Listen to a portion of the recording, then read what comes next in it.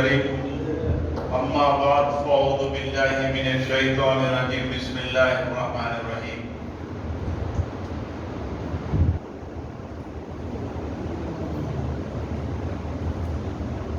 لیس البر ان تولوا وجوہکم قبل المشرق والمغرب ولکن البر من آمن باللہ والیوم الآخر والملائکۃ والکتاب والنبیین۔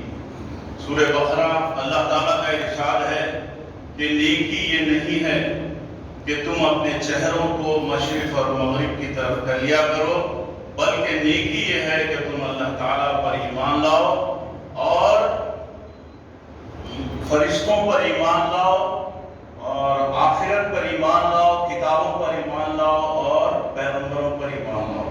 حضرت سورہ بقرہ کے اندر اللہ تعالیٰ یہ خاص طور پہ یہود و نصارہ کی طرف اشارہ کر کے سمجھایا ہے، اور اس پر ہم کو بھی جو ہے غور کرنا چاہیے۔ میں اپنی بات شروع کرنے سے پہلے آپ سے یہ عرض کروں گا کہ میری یہ جو تقریر ہے، میرا یہ بیان ہے، نہ میں کسی کے اوپر تنقید کر رہا ہوں، نہ کسی کی تائید کر رہا ہوں۔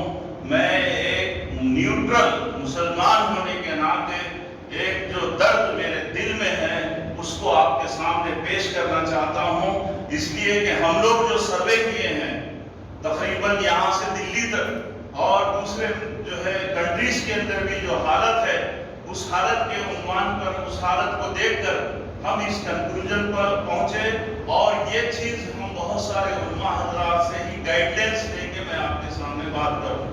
ہمارا فتح مندر یہاں ماسا بینک میں جو سینٹر تھا، جہاں پہ نارتھ انڈیا کے بہت سارے لوگ آتے جاتے تھے، اس لیے یہ گفتگو میں آپ کے سامنے کر کے آپ کو بھی اس بات کا ذمہ دار بنا رہا ہوں کہ آپ اپنے بڑے لوگوں تک اس بات کو پہنچائیے اور جو ہے ان سے ریکویسٹ کیجئے کہ وہ آپ کو اس پیٹرن کے اوپر جو ہے آپ کو درس دینے والے بنے، آپ کو جو ہے دین سمجھانے والے بنے۔ سب سے پہلے میں آپ کے سامنے ایک شعر بیکلوسٹائی کا پڑھتا ہوں، ہے چمک جبی پہ لیکن ذرا دل تو دیکھ ظاہر، جو جگہ ہے روشنی کی وہی روشنی نہیں ہے۔ الحمدللہ میں آپ کو بتا رہا ہوں کہ ہمارے پاس مدینے سے بہت عرب عالم صاحب تشریف لائے تھے، وہ مصر کے تھے، اور ان کے ساتھ جو ہے یہاں کے ہمارے لوکل ایک مولانا تشریف لائے تھے، اور وہ ٹرانسلیٹ کر رہے تھے میری ساری گفتگو کا۔ ہمارے اور ان کے درمیان 1.5 گھنٹے تک بات چیت رہی، اور 1.5 گھنٹے تک بات چیت ہونے کے بعد وہ جو ہے پوری گفتگو سنے، اور سننے کے بعد یہ آیت پڑھے کہ وما قدر اللہ حق قدری، حقیقت میں ہم اللہ تعالیٰ کی جیسی قدر کرنا چاہیے تھا ہم اللہ کو نہیں پہچانے، ہم اللہ کی صحیح معنوں میں قدر نہیں کر رہے۔ ان کا یہ کہنا تھا کہ قرآن مجید کے ہر عنوان پہ کام ہوا ہے، ہر عنوان کے اوپر کام ہوا ہے، اگر نہیں ہوا ہے تو اللہ تعالیٰ پہ نہیں ہوا۔ جس سبجیکٹ کو ہم جو ہے ٹاپ پریورٹی دینا تھا، اور جس چیز کو ہم سب سے زیادہ جو ہے اجاگر کرنا تھا، اسی کے لیے ہم جو ہے محنت کم کیے ہیں۔ اس میں کوئی شک نہیں کہ قانونی اعتبار سے، فقہی اعتبار سے ہم لوگ ایمان والے ضرور ہیں، مگر جو کیفیت ہم پر اللہ تعالیٰ کے تعلق سے جو غالب ہونا ہے اس کی بہت بڑی کمی ہے، اس لیے اس کو آسوئیے۔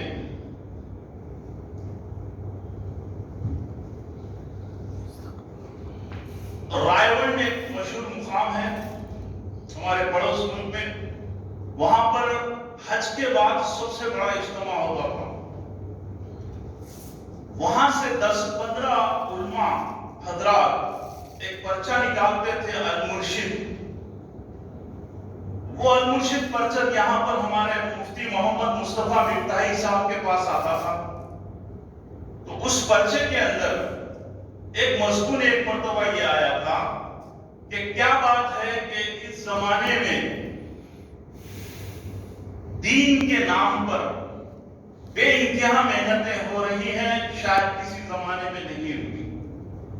کیا بات ہے کہ اس زمانے میں بے انتہا مدرسے کھلے ہیں، کسی زمانے میں اتنے مدرسے نہیں اور کیا بات ہے کہ علماء حضرات جو اس زمانے میں ہیں کسی زمانے میں نہیں تھے، اور دین کے نام پر اتنا زبردست طریقے سے عربی کے بعد اردو میں لٹریچر کو ٹرانسفر کیا گیا کہ کسی زمانے میں اتنا لٹریچر جو ہے ہمارے پاس اردو میں اویلیبل نہیں تھا۔ اور اگر آپ غور کریں گے تو بہت سارے لوگ جماعتیں مسلمانوں کو سدھارنے کے لیے مختلف انداز سے کوشش کر رہی ہیں، اور الحمدللہ اس کے کچھ اثرات بھی نظر آئے۔ ورنہ ایک وہ زمانہ تھا آج سے جو ہے 70-80 سال پہلے، بعض لوگ جو حالات دیکھ کے بیان کرتے ہیں کہ مسجدوں کے اندر صرف جو ہے 8-10 آدمی بڑی مشکل سے رہتے تھے، الحمدللہ کچھ تو ہے۔ تو وہ یہ بات لکھے ہیں المرشد پرچے میں کہ کیا بات ہے کہ کسی زمانے میں لوگ حج کو اتنے نہیں جاتے تھے جتنے آج جا رہے ہیں۔ کیا بات ہے کہ کسی زمانے میں عمرے اتنے نہیں ہوئے تھے جو آج ہو رہے ہیں، اور جو ہے ہمارے پاس باقاعدہ بڑے بڑے اجتماعات ہوتے اور کافی جو ہے محنت سے ان کو سدھارنے کی فکر کی جاتی۔ تو وہ نیچے لکھے ہیں کہ ایسا محسوس ہوتا ہے کہ لوگوں میں صرف ظاہر میں تبدیلی آ رہی ہے، اندرون تبدیل نہیں ہو رہا ہے۔ اور اندرون تبدیل نہیں ہونے کی جو ہے وجہ سے مسلمانوں پہ جو محنتیں کی جا رہی ہیں، یوں سمجھیے کہ اگر ہم 1000 قوم کی قوت لگا رہے ہیں سدھارنے کے لیے، تو ہم کو صرف 100 قوم کا فائدہ ہو رہا ہے۔ میری بات بہت غور سے سنیے، ایسا نہیں ہے کہ فائدہ نہیں ہو رہا ہے، مگر بہت کم، یوں سمجھیے کہ سرمایہ تو زیادہ لگایا جا رہا، مگر اس کا نفع اور اس کا رزلٹ بہت کم آ رہا ہے۔ چنانچہ جو لوگ اس زمانے میں دین پر چل رہے ہیں، ان کے نزدیک دین صرف نماز پڑھنے، روزہ رکھنے، داڑھی رکھنے اور پردہ کرنے، زکات دینے، حج کرنے، وضو اور غسل تک ہی محدود ہے۔ میری بات پہ اگر کسی کو کوئی اگر کچھ پوچھنا ہے تو لاسٹ میں بات کیجیے، میں اس کا جواب دوں گا۔ تو وہ یہ لکھے ہیں کہ اتنی محنتیں ہونے کے باوجود ہمارے اندر جو ہے دین کا ایک محدود تصور چل رہا ہے، اور لوگ بڑی بڑی داڑیاں رکھ کے جو ہے جوڑے گھوڑے کی رسمیں گنتے ہیں، اور باقاعدہ جاہلانہ رسمیں کرتے ہیں، اور ہمارے پاس اللہ کی جو سب سے بڑی نعمت جو ہے اس وقت دنیا میں ہماری زندگی گزارنے کے لیے دولت دی جاتی ہے، اس کا زبردست طریقے سے فضول خرچی کرتے ہیں۔ چنانچہ میں آپ کو بتا رہا ہوں کہ عجیب ہماری حالت ہے کہ ابھی جو بقرعید گزری ہے اس کے اندر 10-10 ہزار روپے کا بکرا تو ہم قربانی دینے کے لیے تیار ہوتے ہیں، مگر جو لوگ میرے اپنے گھر کے اندر گوشت لے کر آئے تو میں ان سے پوچھا کہ آپ یہ بتائیے کہ ظہر کی نماز پڑھے، عصر کی نماز پڑھے، تو ان کے پاس کوئی اہتمام نہیں۔ وہ جو ہے پیسہ خرچ کرنے کے معاملے میں 10,000 روپے خرچ کرنا جو ہے اچھا سمجھتے، مگر دین کی پابندی کرنا ان کے نزدیک کوئی اہمیت نہیں ہے۔ ہمارے پاس جو ہے سب سے بڑی چیز میجورٹی ہے یہ کہ میں یہاں پہ خصوصی اعتبار سے بات نہیں کر رہا ہوں، آپ اپنے اوپر لے لیں گے، یہ عمومی اعتبار سے بات کر رہا ہوں۔ 80% طبقے کی بات کر رہا ہوں، 20% طبقے کی بات نہیں کر رہا ہوں۔ ہمارے پاس جو ہے تقریباً مسلمانوں کو 5 وقت کی نماز پڑھنا معلوم ہے، مگر صرف جمعے کی نماز ادا کرتے ہیں، اور وہ بھی جمعے کی نماز میں صرف فرض نماز ادا کر کے بہت سارے لوگ بھاگ جاتے ہیں۔ ان کو جو ہے خطبہ سننے کا بھی جو ہے طلب اور فکر نہیں ہوتی، عین خطبے کے وقت تشریف لاتے ہیں۔ اچھا، اگر آپ اس مضمون کو سمجھنا ہے تو آپ کو کو اپنے معاشرے کا جائزہ لینا پڑے گا کہ مسلمانوں کے اندر وہ طبقہ جو غریب ہے، مزدور پیشہ ہے، وہ طبقہ جو فقیر ہے، اور وہ طبقہ جو ڈرائیورز کا کام کرتا ہے، یہ لوگ کبھی بھی نماز کو نہیں آتے۔ ان میں ڈرائیورز کو دیکھا گیا کہ وہ زیادہ سے زیادہ جمعے کی نماز ادا کرتے ہیں۔ اور یہ میں اس لیے اپنے ساتھ کچھ پوائنٹس لکھ کے لایا ہوں، مجھے چونکہ بھولنے کی عادت زیادہ ہو گئی، عمر زیادہ ہونے کی وجہ سے میں بہت ساری چیزیں بھول جاتا ہوں، تو اس لیے یہ پوائنٹس کے اوپر آپ سے بات کر رہا ہوں۔ دولت مند لوگوں میں میجورٹی لوگ ایسے ہیں جن کی اولاد بے دین ہے اور جن کی اولاد شراب میں انوالو ہے، زنا میں انوالو ہے، اور یہ دولت مند لوگ اللہ کی نعمت کا مذاق اڑاتے ہوئے فضول خرچی کا زبردست بازار گرم کرتے ہیں۔ ان کے گھروں کے اندر پردہ وغیرہ کوئی چیز کا اہتمام نہیں ہوتا۔ یہ ہمارے قوم کی ایک حالت ہے۔ اور اگر آپ دیہاتوں میں جائیں گے تو دیہاتوں کے اندر دین بالکل نہیں ہے۔ وہاں پہ زیادہ تر لوگ کھیت باڑی میں کام کر کے شراب پیتے ہیں۔ تھوڑا سا مجھے پانی دے دیجیے۔ شراب سیدھی پینے کے عادی ہیں، اور وہ عام طور پر شام ہم لوگ ان سے پوچھے تو بولے بھائی دن بھر ہم جو ہے کھیتوں میں کام کر کے مزدوری کر کے تھک جاتے ہیں، اس لیے ہم سیدھی وغیرہ پیتے ہیں، اس سے ہم کو جو ہے کچھ نیند وغیرہ آتی ہے اور آرام سے سو جاتے ہیں۔ اچھا، اس کے علاوہ اگر آپ دینداری دیکھنا چاہتے ہیں تو شہروں میں اور ڈسٹرکٹ ہیڈ کوارٹرز کے اندر اوسط طبقہ دین پر چل رہا ہے، اور ان کے پاس بھی جو ہے ادخلوا فی السلم کافہ کے تحت دین میں پورے داخل ہونے کا ذہن نہیں ہے۔ وہ لوگ دین کی کچھ چیزوں کی پابندی کر کے، کچھ چیزوں کے اوپر عمل کر کے اپنے آپ کو دیندار سمجھتے ہیں۔ بہت میں مولانا عبدالکریم پالک رحمۃ اللہ علیہ سے بھی فیضیاب ہوا تو ان کا یہ کہنا ہے کہ پوری دنیا میں 80% لوگوں کا عقیدہ ہی صحیح نہیں ہے۔ میں یہ تنقید نہیں ہے، بلکہ ایک مرتبہ جب میں حج کو گیا تھا تو مسجد نبوی کے اندر گنبد خضرا کے پیچھے ٹھہر کے متوقع کو بلا کے پوچھا کہ میں آپ سے ایک سوال کرنا چاہتا ہوں، I want to ask one question from you بولا۔ تو وہ ایک بنگلہ دیشی کو بلا کے بولا کہ بھئی وہ کیا بولنا چاہ رہے ہیں، آپ ٹرانسلیٹ کیجئے۔ تو میں ان کو بلا کے دیکھیے، دن میں 5 مرتبہ ہم لوگ اللہ اکبر کا اقرار کر رہے ہیں، نماز کتنے بجے؟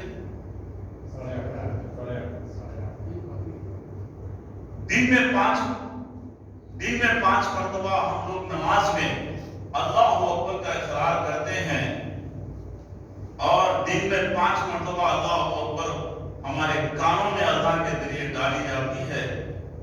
مجھے افسوس اس بات کا ہے کہ آپ لوگ عرب ہیں، آپ کو عربی آتی ہے، اور آپ لوگ اللہ اکبر کے معنی اچھی طرح سمجھتے ہیں، آپ کو اس کے معنی معلوم ہیں، مگر مسجد سے باہر کی زندگی میں اگر آپ غور کریں گے تو آپ کی تجارتوں کے اندر، آپ کے عورتوں کے کپڑے پہننے میں، اور آپ کی دکانوں کے اندر، آپ کی دوستی اور دشمنی میں، اور آپ کی عدالتوں میں، آپ کی پارلیمنٹ میں، آپ کے کمپنیوں میں، کہیں پہ بھی اللہ تعالیٰ کا کوئی قانون نہیں چلتا۔ سارا عرب، اور سارا عرب ہی نہیں بلکہ ساری دنیا کے اندر مسلمانوں کا یہی عالم ہے، وہ جو ہے پوری طرح، پہلے تو نماز کی بہت کم پابندی ہمارے پاس ہے، اور جو لوگ جو ہے نماز کی پابندی کرتے ہیں وہ اللہ تعالیٰ کو اللہ اکبر کا اقرار بے شعوری کے ساتھ کرتے۔ ہماری زندگی کے اتار اور چڑھاؤں کے اندر، ہمارے زندگی کے لمحات میں اللہ کی بڑائی کا تصور صرف مسجد کی حد تک ہے۔ میری بات سمجھ میں آ رہی ہے آپ کو؟ الحمدللہ بولیے، اس لیے کہ ہم لوگ اس کے بھی بولنے کے عادی ہیں۔ اللہ کے رسول صلی اللہ علیہ وسلم ہم کو جو ہے ہمارے گفتگو کے درمیان الحمدللہ، انشاءاللہ، ماشاءاللہ، جزاک اللہ، سبحان اللہ کے بولنے کا عادی بنائے، اور اس کے انسٹرکشنز دیے گئے، مگر ہم لوگ جو ہے بالکل غیر ایمان والوں کی طرح گفتگو کرتے ہیں. آپ کی طبیعت کیسی ہے؟ جی اچھی ہے. آپ نماز پڑھیے؟ جی اچھا پڑھ لیا.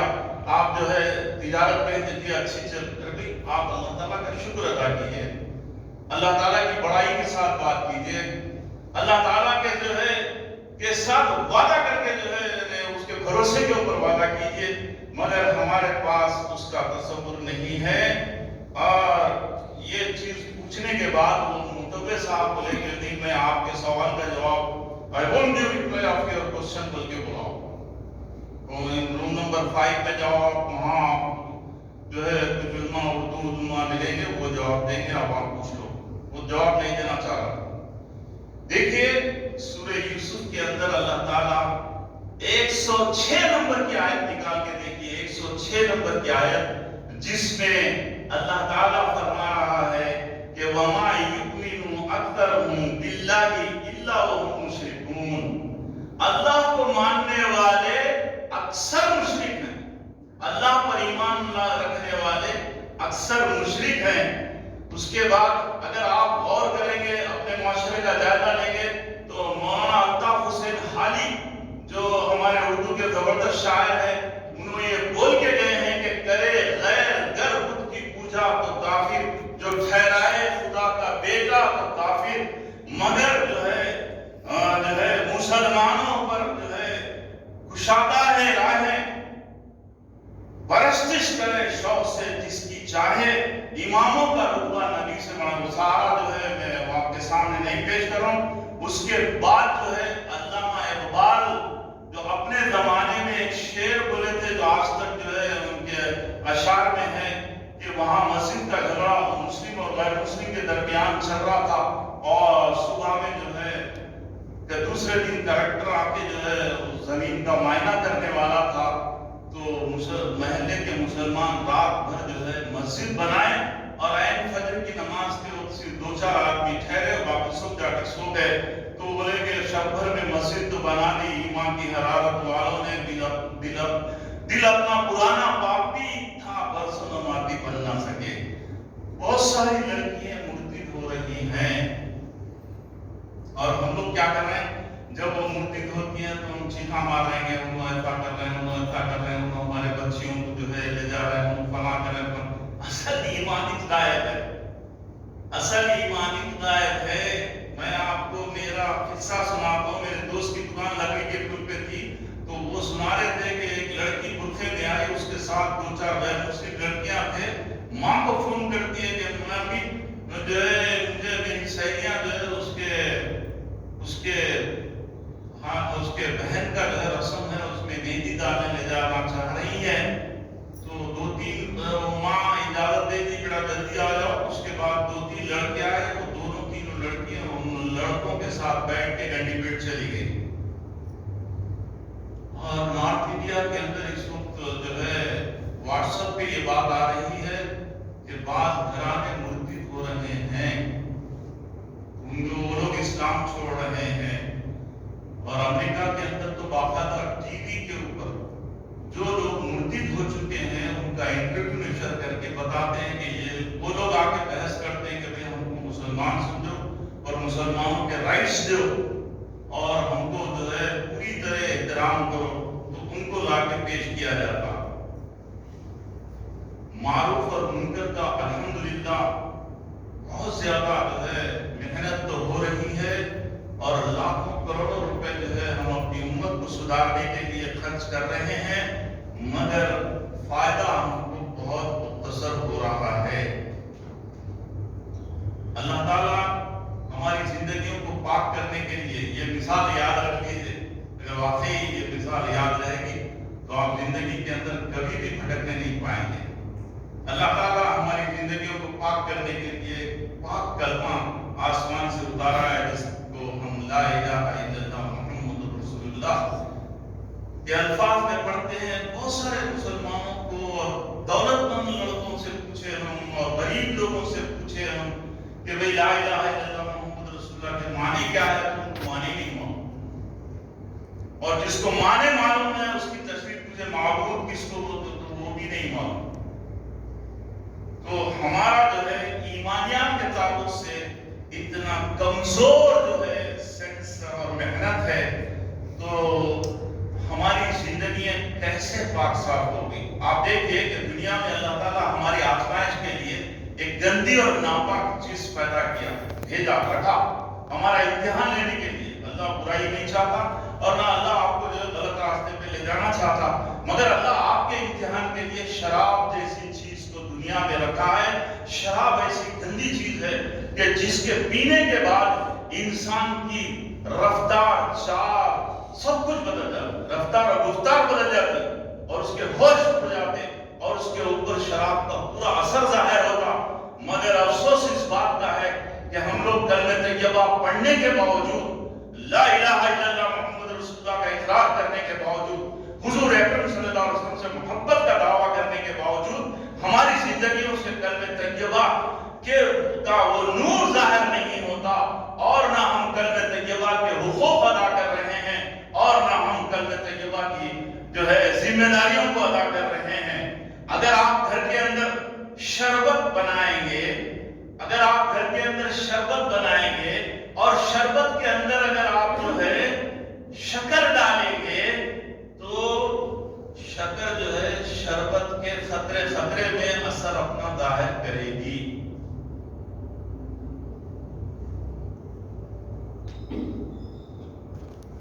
اور اگر فرض کیجئے آپ پانی کے اندر ایک چٹکی رنگ ڈالیے، تو پانی کے ایک ایک قطرے کے اندر رنگ اپنا اثر ظاہر کرتا۔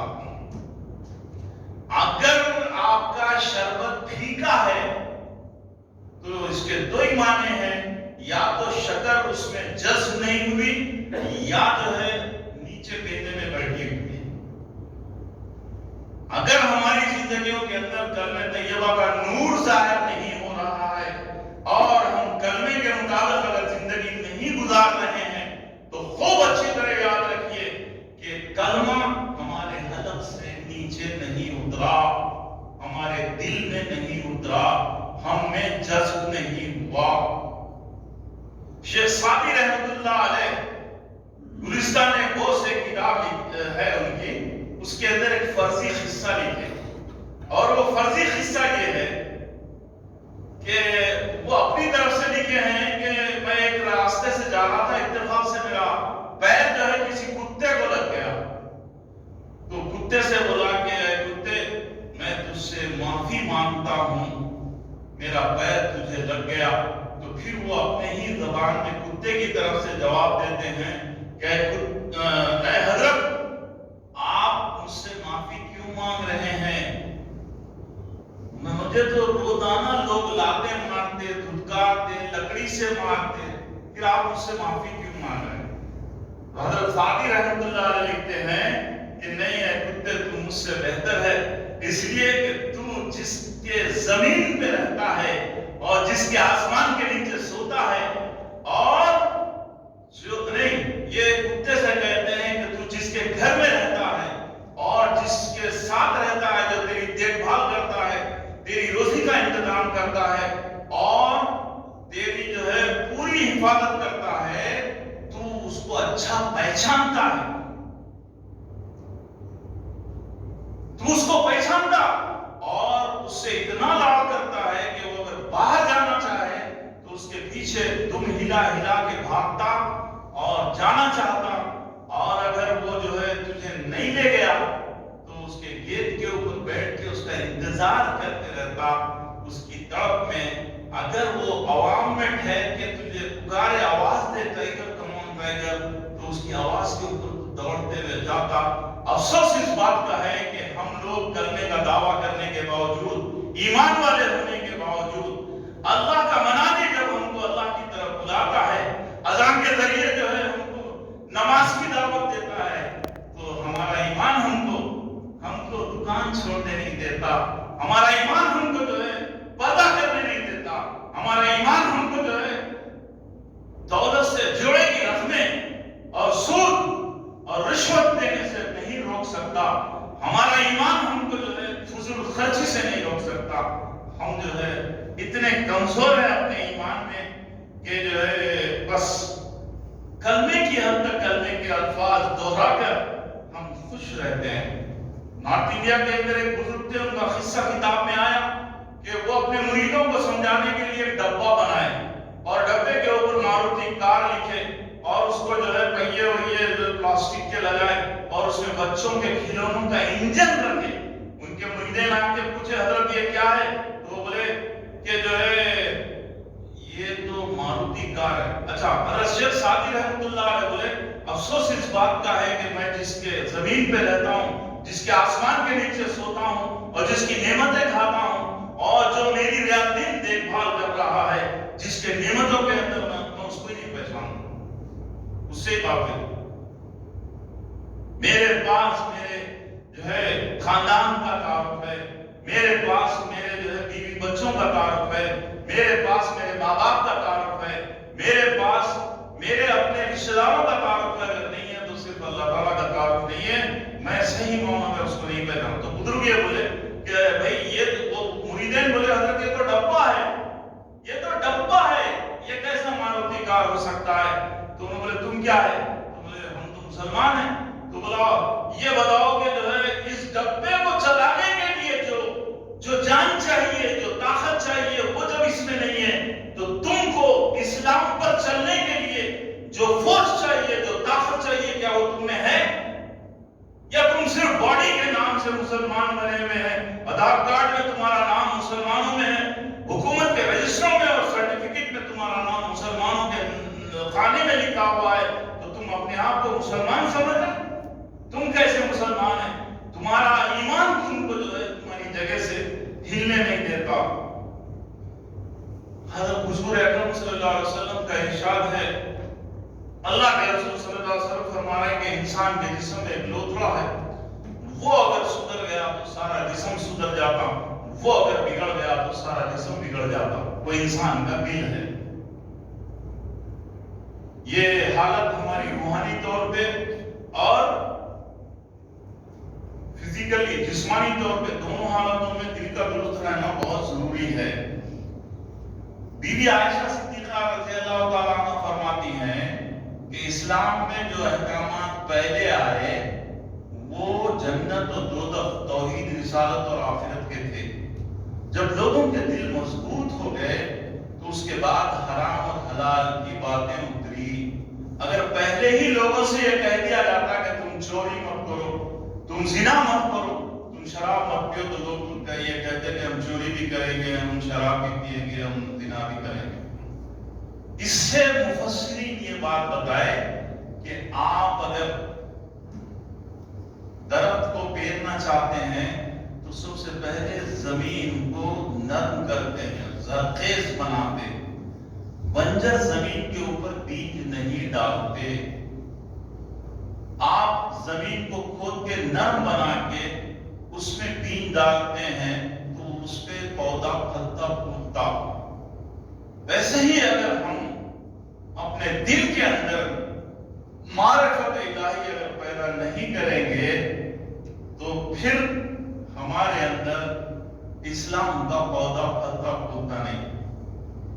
آج ہم اپنی اولادوں کے اوپر محنت کرنے سے غافل اس لیے بنے ہوئے ہیں کہ ہم لوگ یہ سمجھتے ہیں کہ دنیا میں ایک آدمی یہودی ہوتا تو اس کا بچہ یہودی ہوتا، ایک آدمی اگر جو ہے عیسائی ہے تو اس کا بچہ عیسائی ہوتا،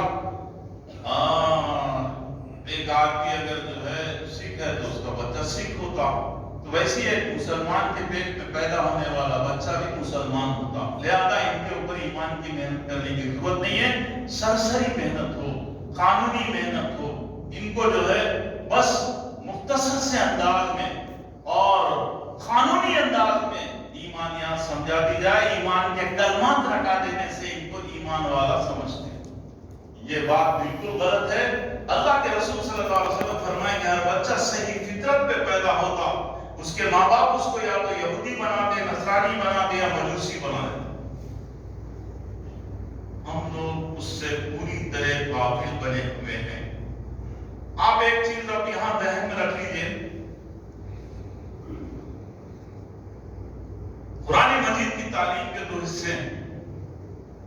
یہ چارٹ میں آپ کو لایا، یہ چارٹ ہمارا جو ہے ہم لوگ کلاسز لیتے، اور میں آپ سے گزارش کر رہا ہوں کہ اگر آپ واقعی یہ مناسب سمجھتے ہیں تو غور کیجئے. ہمارے پاس عورتوں کے سدھار کا کوئی انتظام نہیں ہے، اور عورتوں ہم واضح نصیحت کچھ نہ کچھ سن لیتے، مگر عورتوں کے اوپر کوئی محنت نہیں ہوتی، جس کی وجہ سے ساری جہالتیں جو ہے عورتوں میں ہیں، اور عورتیں ہی دین کا پورا جنازہ نکال. اگر آپ واقعی یہ کر سکتے ہیں تو ہم لوگ، میں تفریح نہیں کرتا، آپ اپنی لڑکیوں کا انتظام، جو کالج جانے والے، ہائی اسکول جانے والے، کسی کے گھر میں انتظام کیجئے. میں کلاسز لے کے ان کو جو ہے ایمانیات کی جو ہے ڈیولپمنٹ کرنے کی کوشش کروں گا، ان کے شعوری ایمان دینے کی کوشش کروں گا. قرآن مجید کی تعلیم کے دو حصے ہیں، ایک بیس ہے، دوسرا اسٹرکچر ہے. یہ جو ہے اسٹرکچر ہے اور یہ بیس ہے. اس کو ہم پارٹ 1 بولیں گے، اس کو پارٹ 2 بولیں گے. آپ کا سارا لٹریچر، آپ کی ساری تقریریں، آپ کی ساری محنتیں مسائل اور اعمال پر ہوئے. مسائل اور اعمال سکھا کے آپ کو مسلمان بنایا جا رہا ہے، اور آپ کو مسلمان بنا کر اس کے ذریعے سمجھا جا رہا ہے کہ آپ کو جو ہے اسلام پہ لا دیے ہیں. حالانکہ قرآن مجید یہ کہہ رہا ہے کہ محمد صلی اللہ علیہ وسلم وہی دین لائے ہیں جو پچھلے انبیاء علیہ السلام لائے. وہ کیا دین ہے؟ تو وہ یہ دین ہے. سارے پیغمبر جو ہے اس کو لے کے آئے تھے، اسی کی دعوت دیے تھے. اس کے اندر اگر ذرا سا بھی فالٹ آ گیا، اس کے اندر اگر کسی چیز کا انکار آ گیا، تو آپ مسلمان باقی نہیں رہتے. اور یہ چیز جب تک کہ آپ اس کو سچا نہیں سمجھیں گے، اس کے اوپر نہیں آ سکتے. یہی چیز آپ کو جو ہے یہاں سے کرنٹ ملے گا، یہاں سے طاقت ملے گا. یہی چیز آپ کو یا تو جو ہے نماز کے لیے لے جائے گی، یا پردے کے لیے مجبور کرے گی، یا اسی کے ذریعے آپ حرام مال چھوڑیں گے، اسی کے ذریعے لاکھوں روپے جوڑے کی رقم چھوڑیں گے. اس کے اندر جتنی کمزوری رہے گی، اس کا اثر اس میں آئے گا. آپ کی نمازیں اس واسطے کمزور ہے کہ آپ یہاں کمزور ہیں. میں یہ نہیں کہتا کہ جو آج ہمارا مسعود پیشہ طبقہ، ڈرائیورز اور دولت مند لوگ ایمان سے دور نہیں ہیں، ایمان والے ہیں، مگر ان کو یہاں سے جو کرنٹ ملنا ہے وہ نہیں ملا، اور بچپن سے اس کی محنت ہو رہی ہے.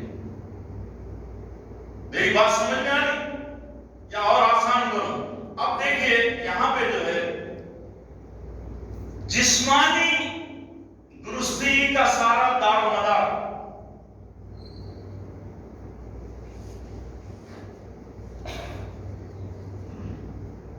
جسمانی درستی کا سارا دار و مدار اندرون کی اصلاح پہ ہے. یہ بہت اہم پوائنٹ ہے. اور روحانی جو ہے سدھرنے کا سارا دار و مدار بھی اس پہ. اس لیے اللہ کے رسول فرمائے کہ انسان کے جسم میں ایک لوتھڑا ہے، وہ اگر سدھر گیا تو سارا جسم سدھر جاتا، وہ اگر بگڑ گیا تو سارا جسم بگڑ جاتا. اگر آپ کسی ڈاکٹر کے پاس جائیے اور اس کو بولیے کہ صاحب مجھے تھوڑا کھنسی ہو رہی ہے، تو وہ 1-2 مرتبہ جو ہے آپ کو آئنٹمنٹ لگائے گا.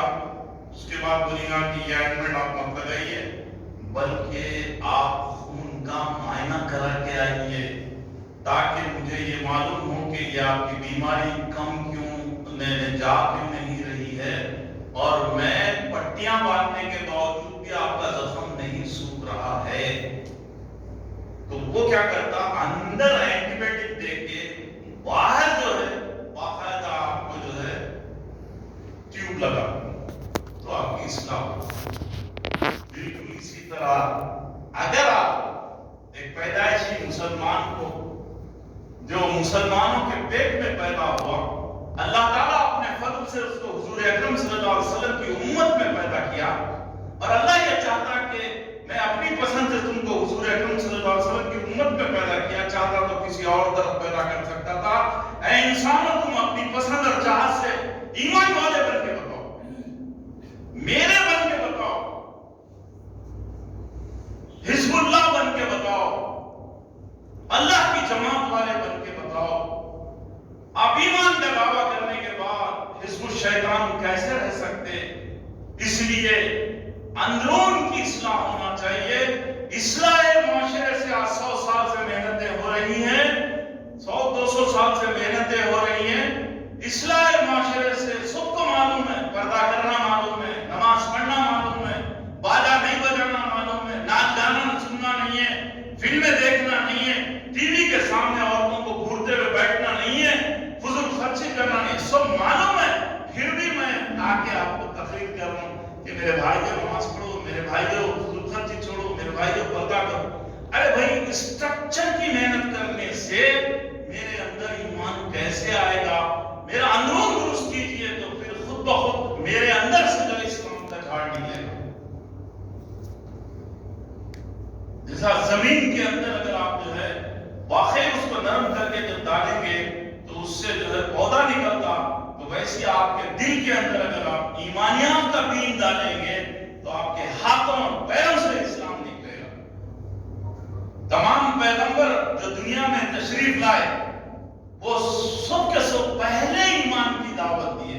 قولوا لا الہ الا اللہ تفلحوا بولے، یا قوم اعبدوا اللہ ما لکم من الہ غیر بولے، اور سب سے پہلے ایمان کے قبول کرنے کا اور اللہ کی طرف بلانے کا جو ہے وہ جو ہے محنت کیے، وہ جو ہے کام کیے۔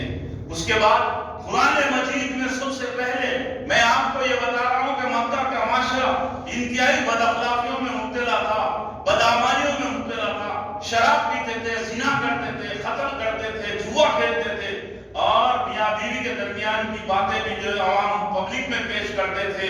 ان کے اندر جو ہے سود تھا، ان کے اندر جو ہے ہر قسم کی جو ہے خرابیاں تھیں، مگر وہاں پہ سب سے پہلے اللہ کے رسول صلی اللہ علیہ وسلم کو جو ہے جو قرآن مجید میں سب سے پہلے 5 آیتیں اعوذ باللہ من الشیطان الرجیم بسم اللہ الرحمن الرحیم اقرأ باسم ربک الذی خلق خلق الانسان من علق اقرأ وربک الاکرم۔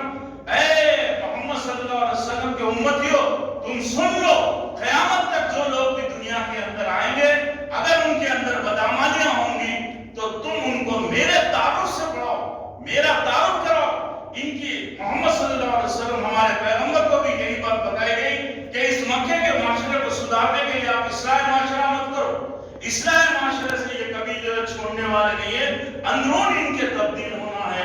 جب اندرون تبدیل ہوگا تو یہ خود بخود جو ہے برائیاں چھوڑنے والے بنیں گے۔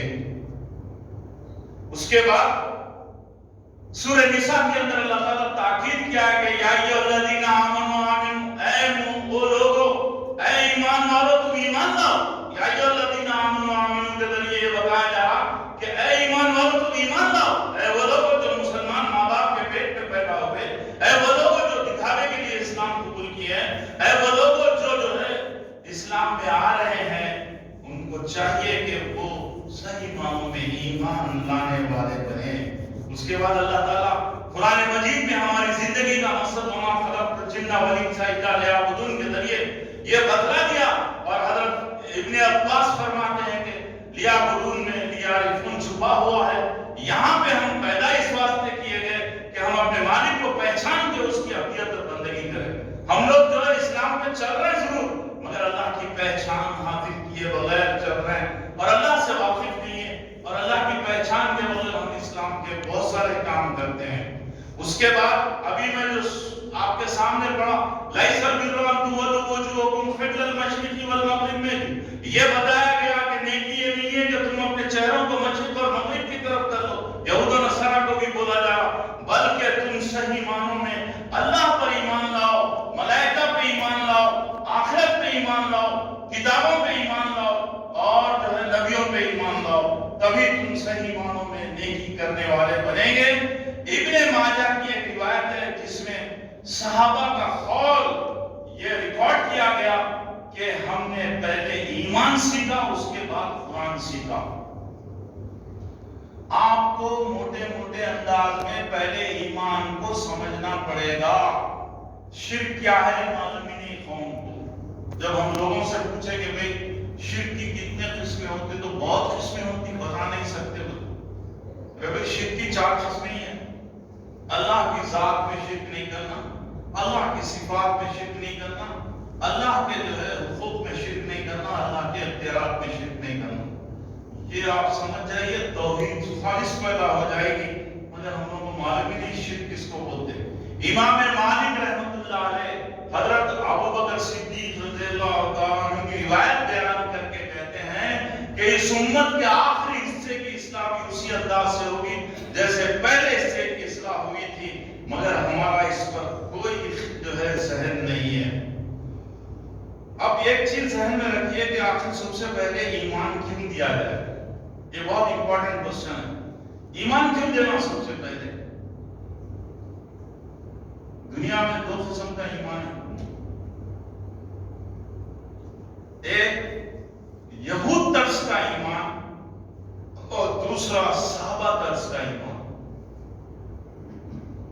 ہم لوگ بے شک مسلمان ہیں، ایمان سے واقف نہیں ہونے کی وجہ سے ہمارا ایمان یہود کے ایمان سے پوری طرح مشابہت رکھتا۔ اب زیادہ اس پہ بات نہیں کروں گا۔ ایمان سب سے پہلے کیوں سکھایا ہے؟ دیکھیے، ایمان سکھانے کا اس لیے اللہ تعالیٰ اپنی حکمت سے انتظام کیا کہ کسی بھی انسان کو درست ہونے کے لیے اس کی فکر، خیالات اور جذبات صحیح ہوں۔ فکر، خیالات اور جذبات اگر صحیح ہو گئے تو اس کا عقیدہ صحیح ہوتا، اور عقیدہ صحیح ہو گیا تو اس کا عمل صحیح ہوتا۔ جتنا جو ہے اگر آپ اس کی فکر، خیالات اور جذبات کو درست کرے بغیر اطاعت کی دعوت دیں گے تو وہ کبھی اطاعت کرے گا، کبھی نہیں کرے گا، کبھی کرے گا، کبھی نہیں کرے گا، اس کی اصلاح نہیں ہوگی۔ آپ سگریٹ کے ڈبے پہ لکھا ہوا رہتا کہ پوائزن ہے، شراب سے واقف ہے کہ جسم پورا جل جاتا، اس کے باوجود شراب پیتے۔ جس دن کسی انسان کے ذہن میں یہ آ گیا کہ آج سے میں سگریٹ کو ہاتھ نہیں لگاؤں گا اور آج سے شراب نہیں پیوں گا، تو دنیا کے سائیکٹرسٹ یہ کہتے ہیں کہ یہی طریقہ ہے انسان کو سدھارنے کا۔ اس لیے اپنے بچوں پہ سب سے پہلے یہاں محنت کیجیے اور اپنے بچوں میں ایمان لانے کی کوشش کیجیے۔ اچھا، اس کے بعد ایک اور چیز ذہن میں رکھ لیجیے کہ جو دین مسائل اور اعمال کے ذریعے سکھایا جاتا وہ ماحول اور معاشرے کا محتاج ہوتا۔ جو دین احکام اور مسائل کے ساتھ اعمال اور مسائل کے ذریعے سکھایا جاتا وہ ماحول اور معاشرے کا محتاج ہوتا، جس کی مثال آپ لوگ بھی دیکھ رہے ہیں، میں بھی دیکھ رہا ہوں کہ رمضان کے مہینے میں رمضان کا چاند نظر آتے مسجدیں آباد ہو جاتی، اور شوال کا چاند نظر آتے مسجدیں ویران ہو جاتی۔ ایک دیندار آدمی کے پاس پیسہ آ جائے، دیندار آدمی کے پاس ماڈرن ایجوکیشن کے اوپر ہائی کوالیفیکیشن آ جائے تو دین چھوڑ دیتا۔ اگر کوئی اپنا ملک چھوڑ کے مذہبی ماحول میں رہتے ہوئے اگر مغربی تہذیب میں چلا جائے تو وہ وہاں کے جو ہے رنگ کو اختیار کر لیتا، اور اس کی عورتیں اگر وہ جو ہے پردے میں رہتی تھی تو بے پردگی کے ساتھ ماڈرن کلچر اختیار کر کے زندگی گزارنے والے بن جاتے۔ آج میں آپ کو ایک اور چیز بتانا چاہ رہا ہوں کہ ہم لوگ واٹس ایپ میں آج کل بہت زیادہ طور پہ یہ بتایا جا رہا کہ امریکہ کے اندر بہت سارے انگریز اسلام قبول کر رہے ہیں، امریکہ کے اندر بہت سارے انگریز اسلام قبول کر رہے ہیں، بہت ساری جگہوں پہ دنیا میں لوگ اسلام قبول کر رہے ہیں، مگر وہ اسلام سے جو متاثر ہو رہے اس سے اسٹرکچر کو جو ہے سمجھ کے آئے۔ کوئی یہ کہتی کہ مجھے پردے کا نظام بڑا زبردست دکھا، کوئی یہ کہتا کہ مجھے مساوات انسانی کا نظام بڑا زبردست دکھا، کوئی یہ کہتا کہ مجھے جو ہے باقاعدہ یعنی مسجدوں کے اندر جو نماز کا انتظام ہے بڑا زبردست دکھا، کوئی کہتا حج کا انتظام ہے بڑا زبردست۔ اسٹرکچر سے آ رہے ہیں وہ لوگ بھی زیادہ سے زیادہ ایک نسل تک صحیح رہ سکتے، ان کی سیکنڈ نسل ہمارے ویسی بنیں گی۔ کیوں؟ اس لیے کہ ہم لوگ شعور دیے بغیر ان میں جو ہے بیداری کر ان کو بیس کو سمجھائے بغیر پوری محنت اس پہ نہیں بلکہ اس پہ کر کے لا رہے ہیں، وہ لوگ اس کے پابند ہیں، اور اس پہ اس کی نورانیت سے، اس کی برکتوں سے ہم لوگوں کو محسوس ہو رہا کہ اسلام میں بہت زبردست نورانیت ہے اور بہت زبردست جو ہے یعنی اس کا ایک اثر ہے۔ اگر یہ چیز سمجھ گیا اور اس چیز پہ آ گیا تو آپ کو اگر کوئی بولا کہ ہم آپ کے بیٹے کے لیے 2 لاکھ روپے جوڑے کی رقم دیں گے تو آپ لات مار دیتے۔ آپ کو اگر یہ بولا کہ حضرت ہمارا یہ کام کر دو، ہم آپ کو اتنے 1000 روپے رشوت دیں گے، تو آپ پھٹے کپڑے پہن کے زندگی گزارنا گوارا کریں گے، دال روٹی کھا کے زندگی گزارنا گوارا کریں گے، مگر اللہ کی نافرمانی قطعی نہیں کریں گے، اس لیے کہ کرنٹ آپ کو یہاں سے ملا ہوا۔ پھر اس کے بعد آپ کو ایک چیز اور سمجھانا چاہ رہا ہوں کہ مشین اگر خراب ہو جائے تو مشین میں سے مال اگر خراب نکلا تو کوئی بھی عقل مند جو ہے مال کو درست نہیں کرتا بلکہ مشین کو درست کرتا۔ امت مسلمہ زمانے سے بیمار ہے، زمانے سے بیمار ہے۔ لوگ جو ہے دین کو سطحی طور پہ جانتے ہیں تو آج ان کے اعمال کو درست کرنے کی محنت ہو رہی، مگر اندرون کو درست کرنے کی محنت نہیں ہو رہی۔ اعمال کیا ہے؟ ایمان کا اکثر سایہ ہے، ایمان کا پروڈکشن ہے۔ جیسا ایمان بنے گا ویسا عمل نکلے گا۔ کسی بھی آدمی کو آپ دیکھیں گے، اس کے عمل کو دیکھ کے آپ اندازہ لگا سکیں گے کہ واقعی اس کے اندر کس انداز کا ایمان ہے۔ سورہ حجرات کے اندر اللہ تعالیٰ آج سے 1400 سال پہلے یہ بیان کر چکا ہے کہ قالت الاعراب آمنا قل لم تؤمنوا ولكن قولوا اسلمنا ولما يدخل الايمان في قلوبهم۔ ارے تم یہ مت کہو کہ ہم ایمان لائے، تم یہ کہو کہ ہم اسلام لائے، ہم اطاعت قبول کیے، تمہارا ایمان ابھی تمہارے حلق سے نیچے بھی نہیں اترا، تمہارے دلوں میں اترا ہی نہیں۔ وہی کیفیت آج ہماری بھی ہے، اور ہم جو ہے اسی انداز سے مطمئن ہو کے زندگی گزار رہے ہیں۔ میرے بزرگوں اور دوستوں، دنیا کی سب سے بڑی دولت ایمان ہے، اور یہ ایمان جو ہے زبردستی کسی کو نہیں ملتا۔ آپ اگر تڑپیں گے، آپ اگر جو ہے ایمان حاصل کرنے کی کوشش کریں گے تو اللہ تعالیٰ آپ کو ایمان عطا فرمائے گا، ورنہ اللہ تعالیٰ حضرت ابو طالب کو بھی ایمان نہیں دیا۔ آج اللہ تعالیٰ اپنی معرفت کرانے کے لیے، اپنی پہچان کرانے کے لیے جو نام دنیا میں نازل کیا تھا، ان ناموں کو ہم جو ہے صرف توبروں میں لگا کر رکھے ہیں، اور خوبصورتی کے ساتھ اس کی جو ہے باقاعدہ اس کے الفاظ کو لکھ کے بس خوش ہوتے ہیں یا انگلیوں کے اوپر ورد کرتے رہتے، مگر ان ناموں کا معنی اور مطلب نہیں معلوم۔ ہمارے دوست یہیں پہ بیٹھے ہوئے ہیں، وہ جو ہے ایک مرتبہ ایک صاحب سے ملے جو بہت زیادہ پڑھے لکھے تھے اور مسلمان تھے، تو ان سے پوچھے کہ بھئی آپ مجھے کچھ ایمانیات کے بارے میں سمجھا سکیں گے؟ تو وہ بولے کہ بھئی میں تو بڑی بڑی کتابیں پڑھا ہوا ہوں، آپ مجھ سے کیا بات کرنا چاہ رہے ہیں؟ تو بولے ٹھیک ہے، اللہ تعالیٰ کے کسی نام کا معنی مطلب اور اس کا جو ہے مثال دے سکتے؟ اللہ کیسے خالق ہے، اللہ کیسے رب ہے، اللہ کیسے علیم ہے، اللہ کیسے جو ہے ہادی ہے، کوئی ایگزامپل دے سکتے؟ اللہ جاندار اور بے جان کو کیسے ہدایت دیتا؟ اللہ تعالیٰ جو ہے کیسے ہماری ربوبیت کر رہا ہے اور بار بار ہم کو رب کا اقرار کیوں کروا رہا ہے؟ اللہ تعالیٰ خالق ہے تو صرف ہم اتنا جانتے کہ وہ بنانے اور پیدا کرنے والا۔ ارے اللہ تعالیٰ بتا رہا کہ اے انسانوں، تم اگر مجھے پہچاننا چاہتے ہو تو میرے ناموں پہ غور کر کے دیکھ لو۔